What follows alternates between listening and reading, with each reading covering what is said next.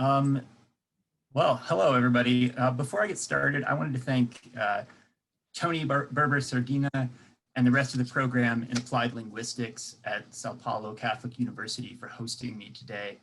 It's humbling to be asked to speak in this forum about my work to all of you, and I'm excited to share it with you.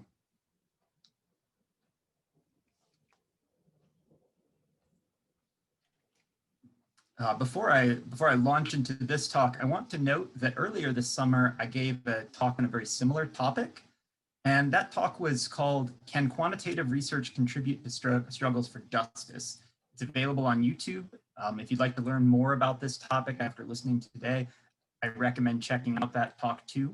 I will talk today about positivism, for example, and I spent more time digging into that in that talk. So without further ado, though, let's go ahead and get into the question that I want to take on today, which is, what does it mean for research to be in solidarity with struggles for justice? It's a complex question, and I don't think that there are any simple or definitive answers to it, but I will try to unpack what I think the question itself means and how I think we can go about offering answers to it. So a few points about the wording that I have chosen. I've chosen to use this phrase, research in solidarity with struggles for justice, for a few reasons. First of all, I'm using the phrase, first of all, I'm an outsider to the struggle, or to most of the struggles that I'm researching. Because of my privilege, I don't personally experience most of the injustices that I write about. In addition, I'm usually arriving quite late to the conversation. There's already an existing movement for justice in place, and I am simply coming in with my researcher tools and trying to help. My participation is only ever occasional, and it's always voluntary. And I have something to gain from it that is not really the struggle for justice itself, but is rather my research career. My second point builds on the first, because I recognize that there are others who have been struggling for justice long before I arrived on the scene. I'm committed to following their leadership. And finally, because I'm committed to following their leadership, I accept the movement's account of the injustices they face. That's not to say that I simply accept anything they say blindly or without question. Rather, it means that I accept the fundamental claims of injustice that emanate from justice movements. Or I accept the fundamental claims of injustice that emanate from justice movements. For example, I accept anti-racist activists' account of white supremacy as a deadly threat to Black, Indigenous, and other racialized peoples in the United States. So in the rest of this talk, I'm going to elaborate on these ideas in a form of a methodological self-reflection. And any kind of self-reflection probably needs to begin by locating or telling you a bit about who I am. So I'll begin this discussion by locating myself along dimensions of human difference. This kind of self-disclosure of identity categories is a common practice among qualitative researchers, but it's not something I've seen quantitative researchers engaging in much. I focus on my own identity here as a way of pointing out how who I am is connected to how I see the world, and hence the kinds of things that I'm prepared to understand and to research. I'm a white cis hetero man, which means that the cis hetero part means that I accept my categorization as male that I was given at birth, and that I am a heterosexual, meaning that I am attracted to women. I grew up speaking a variety of English that has enabled me to be perceived as a standard English speaker. And I might also add here that I'm a citizen of the United States, which affords me other privileges as well. So these and other identity categories shape how I was taught to see the world and how I still see the world to this day.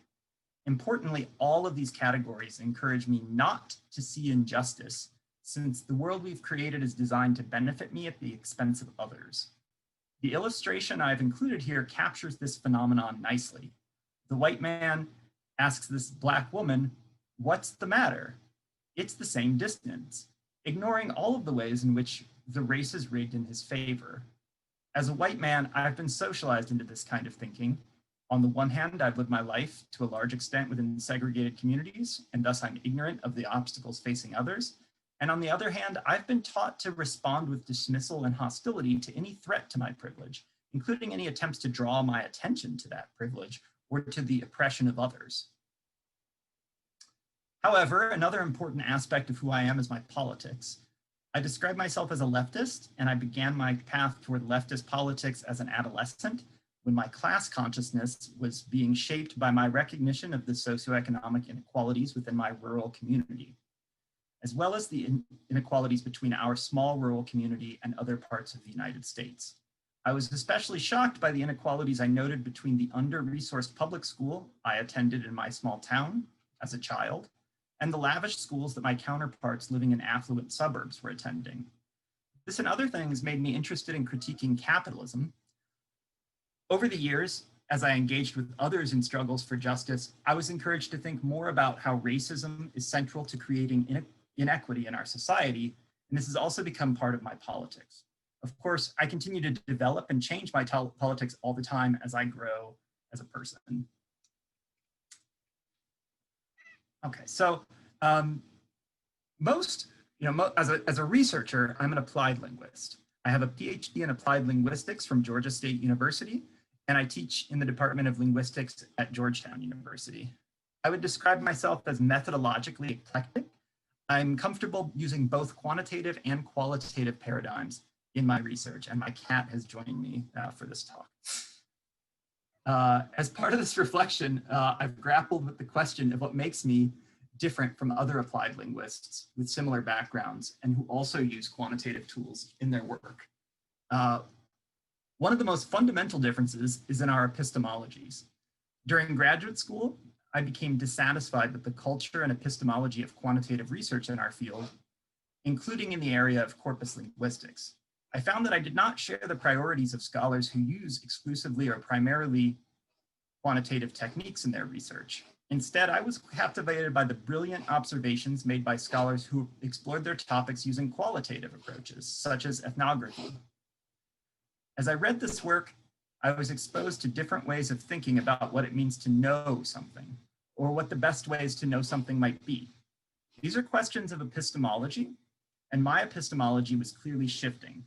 I was rejecting the positivism that I was socialized into earlier in life, and was coming to see my views, especially my political views, better captured in critical and interpretivist scholarship. One final point about my work is that I strive to be a publicly engaged scholar. I attempt to produce scholarship that is accessible for many different audiences. And as a graduate student, I ran a blog called Linguistic Pulse that was dedicated to this idea. So I'm going to talk to you today about my blog.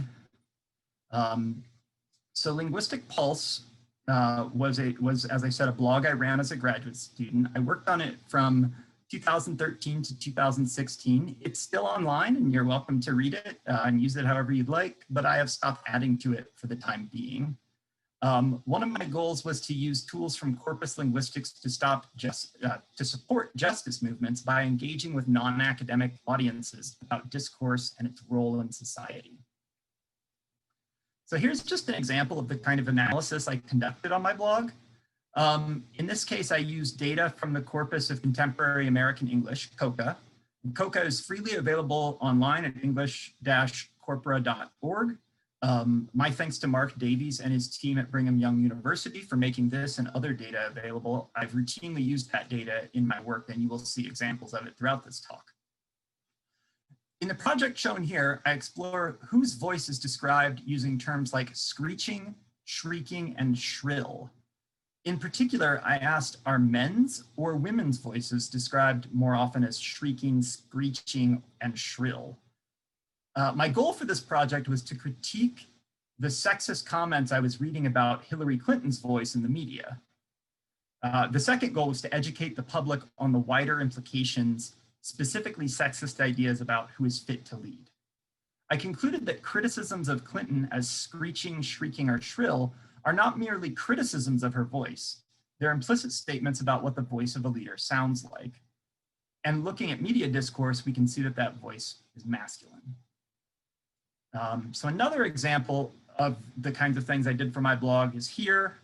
In this one, I use data from the corpus of global web-based English, again, available from Mark Davies' website. So in this project, I looked at two different words, expat or expatriate and immigrant. The two words could be thought of as roughly synonymous, but the analysis that I performed shows that they seem to be used to describe different kinds of people. Expats are from Western countries. According to this analysis, expats are from Western countries and from higher social classes, whereas immigrants are described often as lower social class, non-white, and other things. So I conclude in my blog post that the use of these two words demonstrates a double standard favoring people of privileged races, nationalities, or social classes. So I'm putting these couple of examples out here just to show you the kinds of things that I did on my blog. And what I wanted to do with my talk today is to spend most of my time reflecting methodologically on what I did. So my presentation today will take the form of a methodological self-reflection, which is a way of examining research practices and situating them within complex dilemmas, such as how to satisfy expectations for rigor, while also working in solidarity with those struggling for justice. So I take inspiration from an article by Abelia Hernandez, in which she examines how she and her co-authors applied critical race theory in a quantitative study of higher education. She says that the purpose of methodological self-reflection is to examine our own research practices, the factors that influence our practice, and how we can improve it, as well as to grapple with paradigmatic concerns that require attention in order to ensure rigor and appropriate training for the application of quantitative criticalism.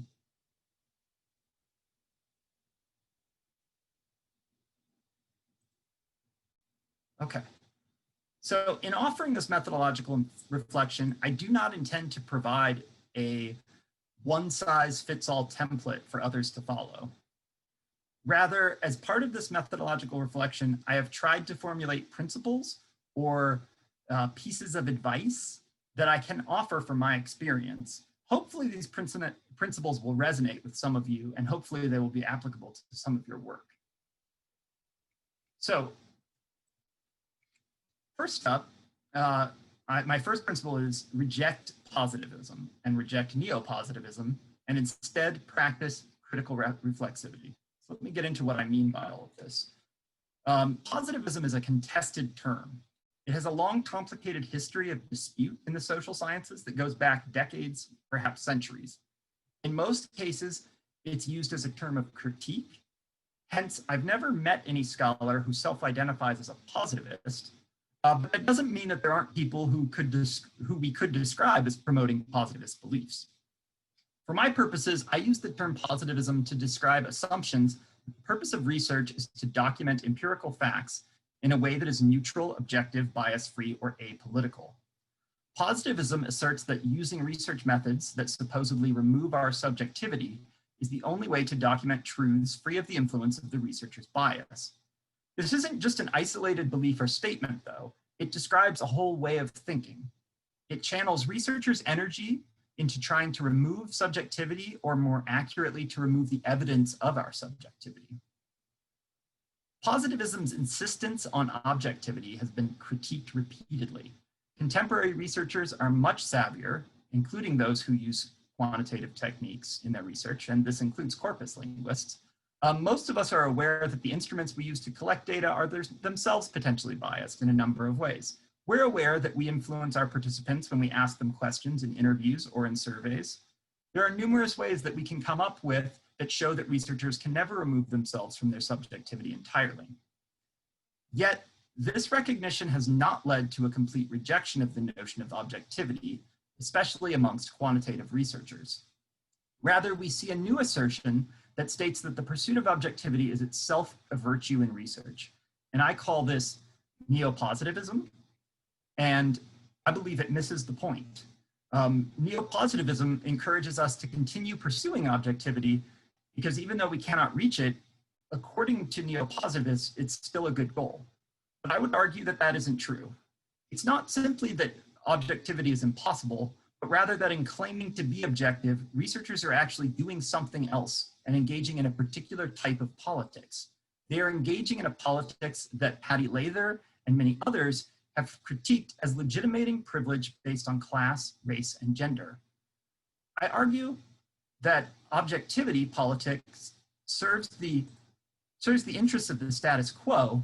In other words, the politics of objectivity are inherently conservative and thus antithetical to researching in solidarity with struggles for justice. We thus must reject positivism in the use of corpus linguistics and other areas. And in particular, I want to highlight those who practice critical approaches to corpus-assisted discourse studies as a great example of rejecting positivism in corpus linguistics. So Anna Marchi and Charlotte Taylor are two such scholars, and they edited a volume called Corpus Approaches to Discourse, a critical review. It was released in 2018 by Routledge, and I highly recommend the book as many of the chapters engage in discussions that are quite similar to what I'm going to offer you today. In their introduction to the volume, Marchi and Taylor proposed that researchers who are using corpus tools to study discourse could go further and replace the neopositivist goal of increased objectivity with more achievable ones, such as greater accountability or self-reflexivity. In doing so, they draw on concepts that are associated with non-positivistic research traditions, such as ethnography and other qualitative forms of scholarship. So, that tradition includes the work of a number of scholars, such as Wanda Pillow, who've written extensively about critical reflexivity or reflexivity. I don't have time to offer a comprehensive overview of the concept of reflexivity today, but I do want to note that that discussion exists and that I would highly recommend that any researcher hoping to work in solidarity with struggles for justice is engaged with that literature. So I just want to note a couple of things about reflexivity. First, it's a concept that has been developed in interpretive and critical research paradigms as a response to questions about ensuring rigor in research that rejects positivism. So to summarize this vast interdisciplinary discussion, reflexivity is largely concerned with making visible the influence and subjectivity of the researcher. We know that the researcher is a human being who is necessarily connected to the research, whether politically, economically, socially, well, probably all of these things at once. Rather than engaging in an attempt to cover up those entanglements, reflexive scholars pay constant attention to who they are, how others view them, and how they are connected to the conflicts and oppression that they observe among other things. This practice is important at all stages of the process, as the researcher must keep in mind their own positionality when formulating research questions, when designing a study, when asking questions of participants, when analyzing data, when presenting on or evaluating our work, and so on and so on. So I'm going to provide an example from my own work on my blog that illustrates how thinking outside of positivism and engaging in reflexivity is crucial if we are going to use corpus linguistics in solidarity with struggles for justice. So I'm going to talk today about how I used my blog to discuss the way sexism shows up in our language and how this harms women, girls, and others. I began doing research about gendered language for my blog in 2014. At the time, Sheryl Sandberg, the chief operating officer of Facebook, was making headlines calling on people to ban the word bossy. Sandberg and others argued that the word bossy was used as a weapon against girls and women who tried to lead. Sandberg has been heavily criticized for her version of feminism, as demonstrated by by reviews of her book, Lean In, which calls on women to take control of their own careers. The book has been widely criticized for asking women to fix a problem that men created and continue to recreate. It was also widely criticized because the author, a rich white woman, was interpreted by many as speaking from a place of unacknowledged privilege. Today, I'm fairly well informed on these critiques, but I wouldn't say that I was at the time of writing my blog posts. The Ban Bossy campaign, however, aimed to confront one way society attempts to marginalize women and girls by policing their behavior through terms like bossy. Even so, the campaign can surely be rightly criticized for focusing on a problem that is salient to more privileged women. I don't think that I understood this at the time when I was exploring bossy. I wish I had engaged in more intersectional thinking, like that encouraged by bell hooks. So for example, bell hooks encourages us to note that Sandberg's view of feminism reflects her positionality as a wealthy corporate white woman. In her essay called Dig Deep, Beyond Lean In, Hooks wrote that Sandberg's definition of feminism begins and ends with the notion that it's all about gender equality within the existing social system. From this perspective, the structures of imperialist, white supremacist, capitalist patriarchy need not be challenged. And she makes it seem that privileged white men will eagerly choose to extend the benefits of corporate capitalism to white women who have the courage to lean in. It almost seems as if Sandberg sees women's lack of perseverance as more the problem than systemic inequality. Sandberg effectively uses her race and class power and privilege to promote a narrow definition of feminism that obscures and undermines visionary feminist concerns. And I raise these critiques because I think that they're important to be thinking about while I am talking about what I did in my work. So shortly after the Ban Bossy campaign began receiving media attention, I decided to investigate the way bossy was used to talk about girls and women. And what I did was a very simple corpus analysis. I examined tokens of the word bossy from the corpus of contemporary American English, and I determined whether the word bossy was applied to male or female actors. What I found, unsurprisingly, was that female actors were much more likely to be called bossy than their male counterparts. So I wrote a blog post about this simple finding, and I called it Some Data to Support the Gender Nature of Bossy. In it, I concluded that bossy is used in a gendered way in US media. I recommended that we reflect more critically on why we use bossy for one gender to much greater degree. In addition, I suggested that this question should be seen as part of a larger conversation about who we see as authority worthy and whether we as a society are truly willing to see women as equally worthy of holding positions of authority. For the purpose of this talk, I'll reflect on my own positionality in undertaking this work. As I've already mentioned, I'm a white heterosexual cis man. I therefore occupy a position of privilege with respect to the injustice being pointed out by Sheryl Sandberg and others.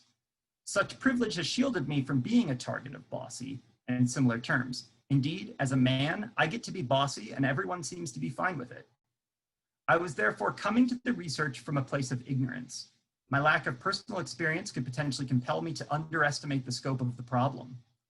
One could also question my investment in this cause, since I'm a man who stands to gain more by getting attention for my research than by making real changes that empower women. There were, however, aspects of my educational background and my own personal relationships that compelled me not to dismiss the notion that bossy is gendered, and indeed to try to act in solidarity with those calling for us to examine the use of the word. First, my wife, Molly Friesenborg, worked at an organization aimed at empowering girls called Girls, Inc. My relationship with her has always been a way that my sexism has been challenged and my commitment to feminism has been strengthened. Second, I took a graduate course on language and gender. So I was very familiar with the long tradition of scholarship that showed the gendered nature of language dating all the way back to Robin Lakoff's article, Language and Woman's Place. I don't wish to heap praise on myself here, but I think it's important to note that I was engaged to some extent with feminist thought before I approached this project, and I think that that has a major impact on what I found and what I did. It helped to steer me methodologically and epistemologically. In addition, because I had had opportunities to challenge my own male privilege, I was in a place to draw productively on the way that I had been socialized into sexist thinking. I wrote in my blog post that even at the outset of my project, my own prototypical understanding of bossy was of a young girl telling her friends what to do. In other words, in my blog post, I explicitly revealed my own sexist thoughts in a way that helped support the argument I was making, because after all, I am a product of sexist socialization. Even despite all of this work, one can still point out ways in which my privilege impeded the extent to which I could contribute meaningfully to the struggle for justice. For example, I had not at first considered the extent to which women were underrepresented as topics of discussion in the corpus of contemporary American English and public discourse more generally. This was pointed out to me by a comment on my blog from linguist Leslie Jeffries. One can see how my failure to recognize this was connected to my own underestimating of the scope of the problem, because accounting for this fact increases the magnitude of genderedness of the word bossy, something I am sure women sense, but that I as a man did not. My original graph that you see here downplays the scope of the problem. I also believe that, like Sheryl Sandberg, I offered an analysis that is starkly silent on how gender intersects with race and class. Bell Hooks might rightly criticize me as well for not acknowledging what kind of woman might be attracted to a campaign about the word bossy. Indeed, many Black, Indigenous, and women of color I have spoken to about this work have pointed out to me that bossy would not make their list of offensive language used against them. So importantly, I think that in addition to, or I think that part of practicing critical reflexivity is growing and changing in our politics and expanding the range of political arguments that we expose ourselves to. So my second principle builds on this idea. Simply rejecting positivism is certainly liberating, but it's not enough to ensure that we are prepared to research in solidarity with struggles for justice. Positivism offers a type of centrist politics, a kind of politics that largely attempts to legitimize the status quo. If we are to work in solidarity with struggles for justice, we cannot adopt centrist politics. We have to adopt the politics of justice movements. If we want to work in solidarity with those struggling for justice, we must commit to scrutinize and dismantle unjust systems, not defend them. So I want to return to my blog post called Some Data to Support the Gendered Nature of Bossy. As I've already mentioned, in this research, I found, unsurprisingly, that women are called bossy more than men. The question that I want to grapple with now is this difference in language use, or is this a problem? In other words, is this injustice, or is this simply a strange difference that we found? Oops. So at the time of writing, so back in 2014, I was aware that I was making a political argument in calling the use of bossy problematic. I was, however, not fully comfortable owning that political stance. I pointed out in that original blog post that a reading of the data that suggests women are simply called bossy because they actually are more bossy than men was a sexist reading, especially given that men have more power and thus have to be engaging in quite a bit of the bossiness in the world.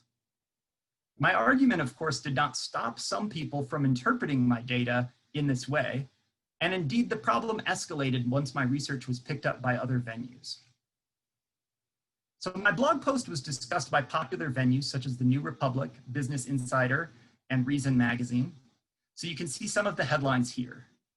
Once taken up in these venues, it came under the scrutiny of political opponents, people who are opposed to feminism, people who defend the patriarchy. I was not fully prepared for this, and I was still trying to have my cake and eat it too.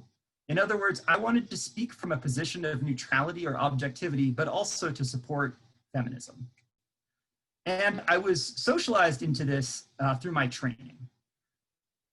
I thought it was possible to be both neutral and to contribute to a justice movement in this way.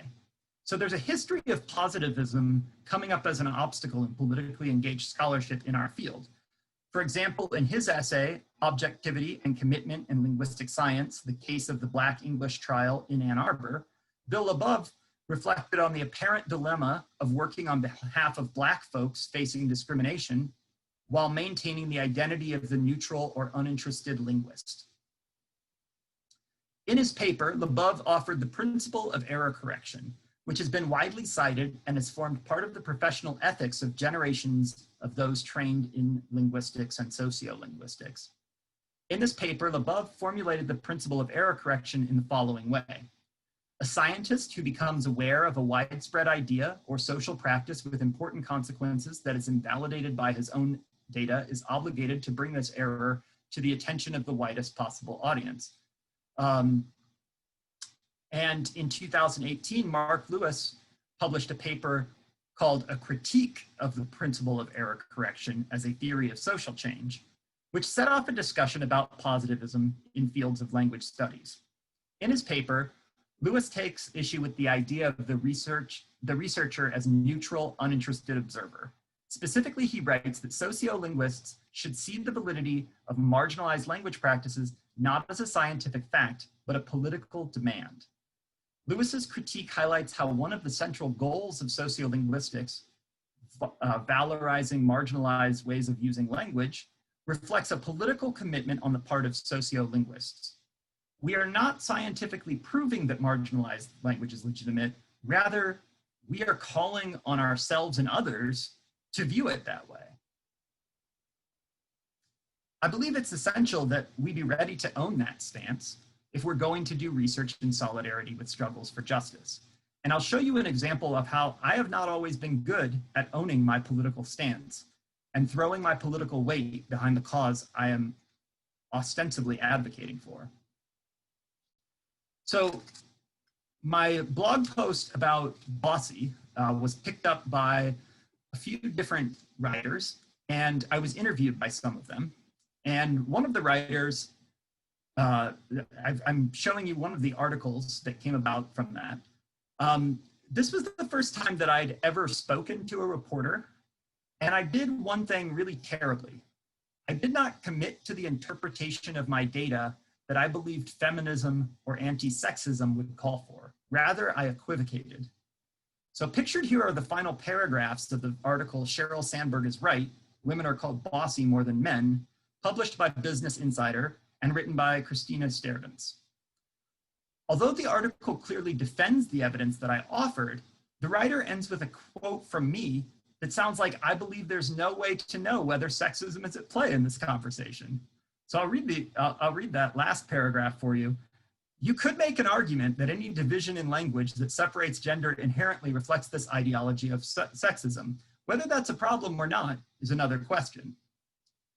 My statement, and especially the author's choice to position it right at the end of the article, makes it seem as though we're left with complete uncertainty about whether sexism is a problem.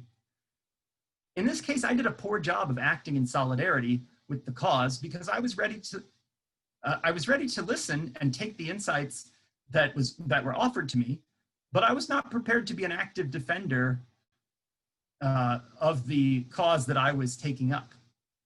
For my part, I will say that I was very upset by the way the author presented my words. At the time, I didn't even want to share the article with people I knew because I felt that I had betrayed the cause in my interview and I was embarrassed and ashamed. I was not prepared to be interviewed by the media, and in some respects, this is understandable. Most scholars do not speak with such venues often, and they often struggle to do so when they do.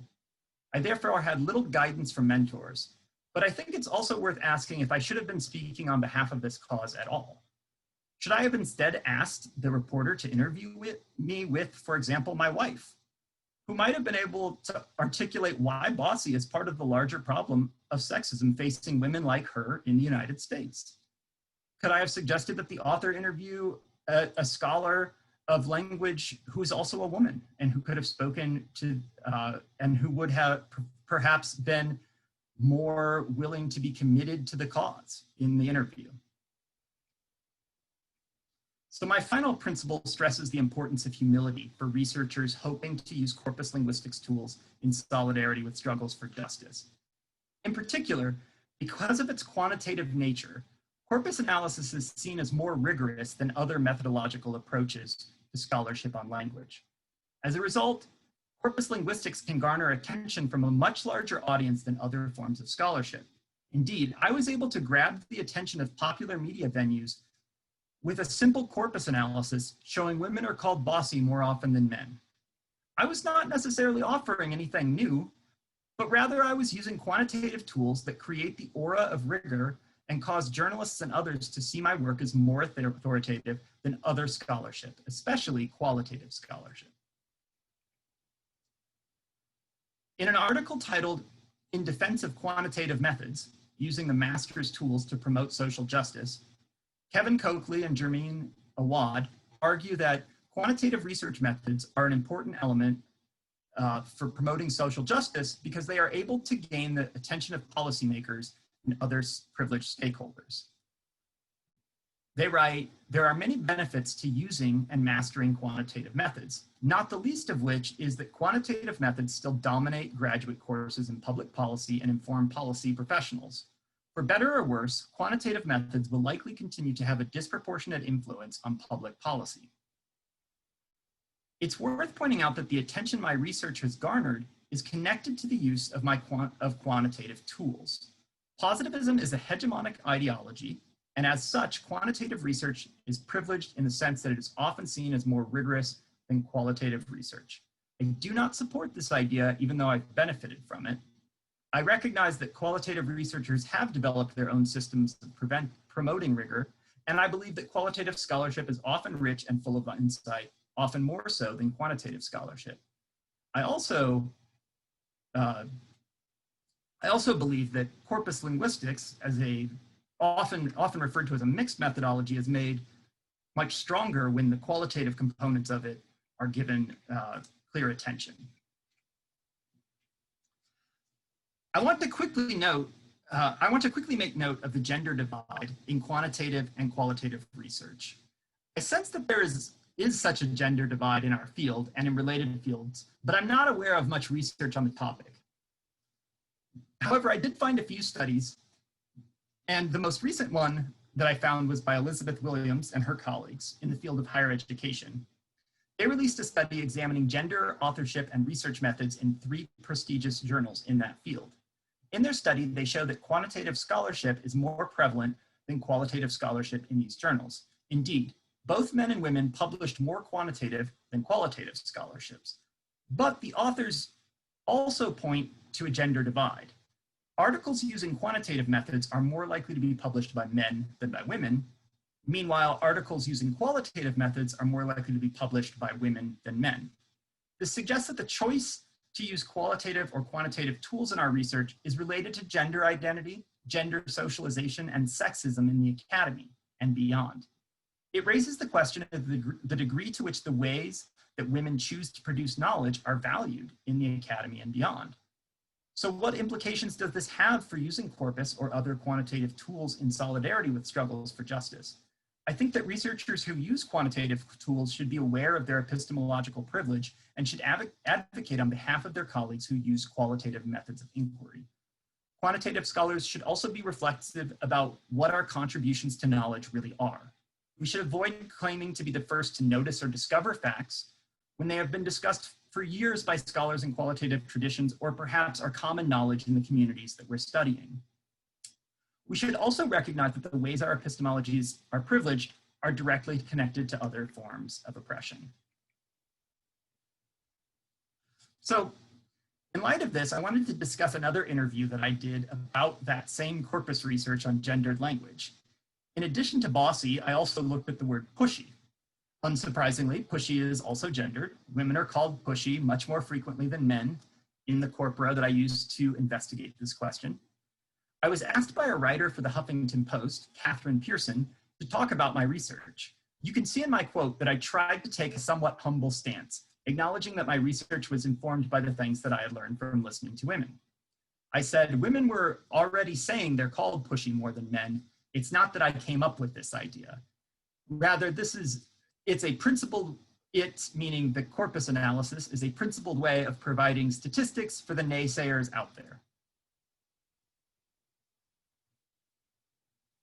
I do want to ask whether there was more I could do to lift up other voices and counter my own privilege. I think it would have been better had I direct readers to other sources, especially those by women, that would push people further in confronting the sexist ways we think and talk about women. So to sum up, I've offered this methodological reflection as a way of exploring some of my own past attempts at using corpus tools in solidarity with struggles for justice. And based on it, I've offered these 3 principles, which you can see here. As I've already said, I don't intend this to be any type of ready-made template for scholarship or scholars hoping to work with or to work in solidarity with struggles for justice, but rather I think that we need to be engaged in this kind of methodological reflection and in critical reflexivity more generally in order to be effective in justice-oriented spaces. So with that, I'm going to show you my references really briefly. And also thank you all for listening, and a special thanks to the LAEL program for organizing and for hosting me. So thank you all very much. That's very kind. And thank you for the thought-provoking talk, Nick. And we have questions popping up in the Q&A. I wonder if you would like to have a look at those.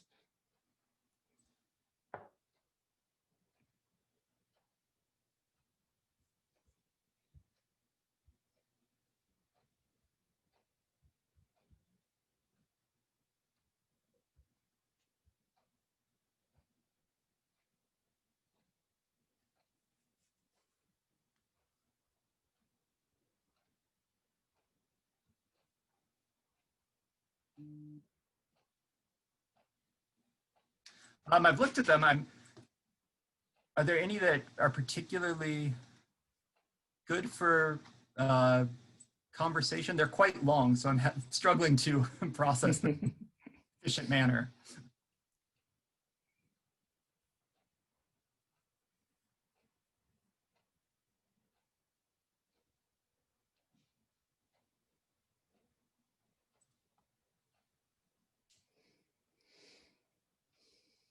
Okay, here's one I think I can actually take up in this conversation. I think part of owning your politics is recognizing when people are not engaging in good faith. Is the answer to that journalistic critique more reflexivity on your part? Like, when do you know if the answer is more reflexivity or if a more combative response might be appropriate? I think that's a great question. It was asked by Dimitri Detweiler, and I'm going to back up in my presentation. And I think maybe this is the question that, or this is the interaction that might have spurred this question.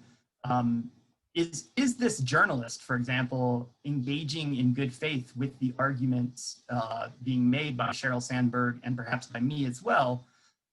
Is she perhaps trying to find, or is she perhaps trying to undermine Sandberg or undermine this discussion, and thus am I really able to be reflexive about what happened here? I think that to some extent my sense was that this person wasn't always clearly in favor, at least of Sandberg. And so I do think that there is to some extent a question of her influence on this conversation. And yet I do think that it makes most sense for me as a researcher who's not really in her world to focus on what I did here. And what I would say I did here, even though I didn't offer up this comment as the end of my discussion, I didn't conclude with this, I did equivocate and leave it there for her to engage in this kind of thing. And so if I'm going to offer up my words for a journalist to use them on the record, I need to be more aware of this kind of practice, because it is very common. And in fact, I mean, I don't even want to suggest that journalists alone do this. This is what we all do when we recontextualize other people's words.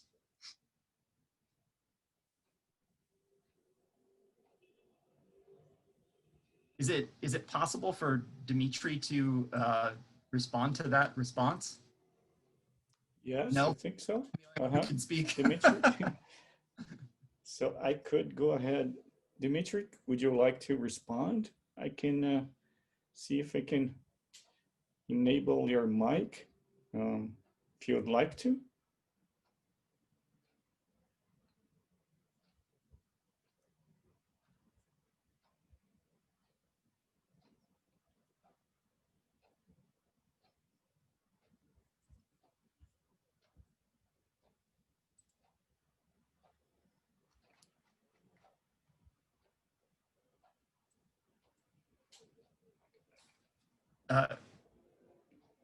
While we're waiting for Dimitri, I do also see that Chang Wu has a hand up.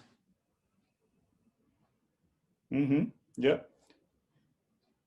Shang Wu, would you like to speak? I can. Sorry, I cannot find. Oh, I think they put their hand down. Okay. Oh, okay.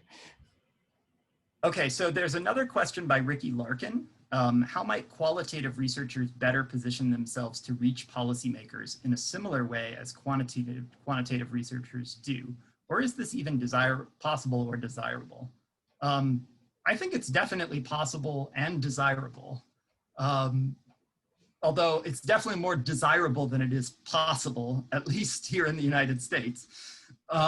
There are a lot of barriers to qualitative researchers getting to have their work shape the direction that policy goes. For example, in the United States, the federal government doesn't really even recognize qualitative scholarship as rigorous research.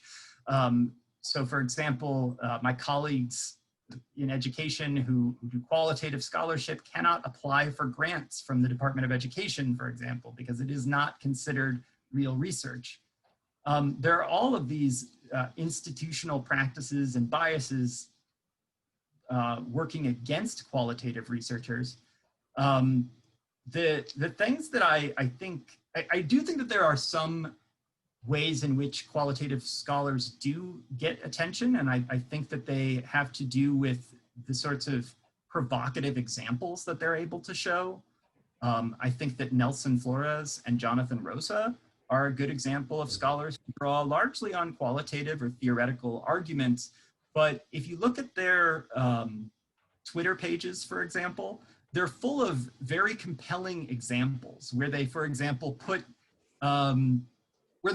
show a double standard in the way that people understand the bilingualism of a white person versus a racialized person. And these kinds of really stark examples, I think, help serve the sort of function that a graph from a quantitative research method or from a quantitative study does as well, which is to summarize the point in a very digestible way.